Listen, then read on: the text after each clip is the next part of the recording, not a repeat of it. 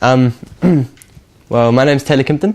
A few years ago, I was in Canada on a skiing trip with my family, and there was a whiteout, and I was with my dad, and I skied off a cliff, and I ended up breaking my femur in half.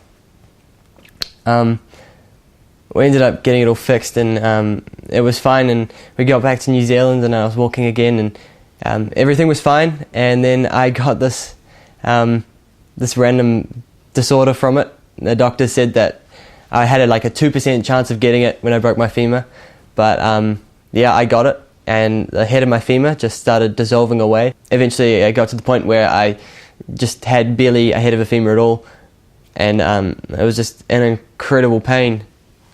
I still had screws in it at the time, and so there was bits of metal in there as well that were grinding around, so I had the screws out, which helped the pain a bit. But then as time went on, the pain just got unbearable, and I ended up being put on morphine and ketamine and just really, really hard drugs. And I was on it for a very long time, and I got really, really sick from it, and it really messed with me, and it messed with my emotions, and yeah, it messed with my faith as well.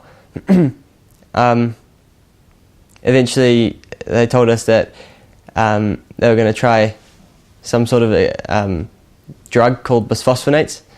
And so I went and got that this infusion I got every month, and it was supposed to cover all my bones with this calcium-based sort of chemical, and was supposed to help me grow the head of my femur back. And that was a real test of my faith too, because that hurt more than anything. It just all my bones were just like burning, and it was really awful, and that didn't even work in the end. And so they said that they were going to have to just fuse my hip, and so they ended up doing this massive operation where they chopped out all the bad bone, and they took it all out, and then they just took a couple of bone grafts from my pelvis, and then they plated up my leg. I got all this metal going all the way up my leg now, and I don't have a hip joint at all.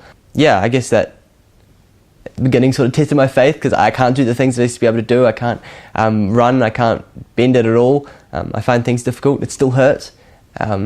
But when I was in kids' church and Tribe, beginning of Tribe, I don't know, my idea of Jesus was kind of like this, I don't know, this kind of mythical guy almost, this guy that created the world. But then again, when I went through all this, I had to have a faith in God. I had to rely on Him, because I didn't have anything else to rely on. I didn't have anything else to lean on. He was the only one. And so, I don't know, I guess just afterwards, I just had this practical, real, physical, strong faith in God.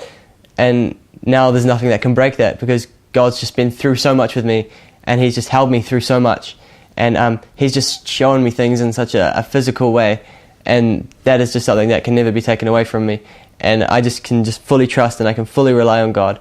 And I think that's just really what God's done in me through this experience.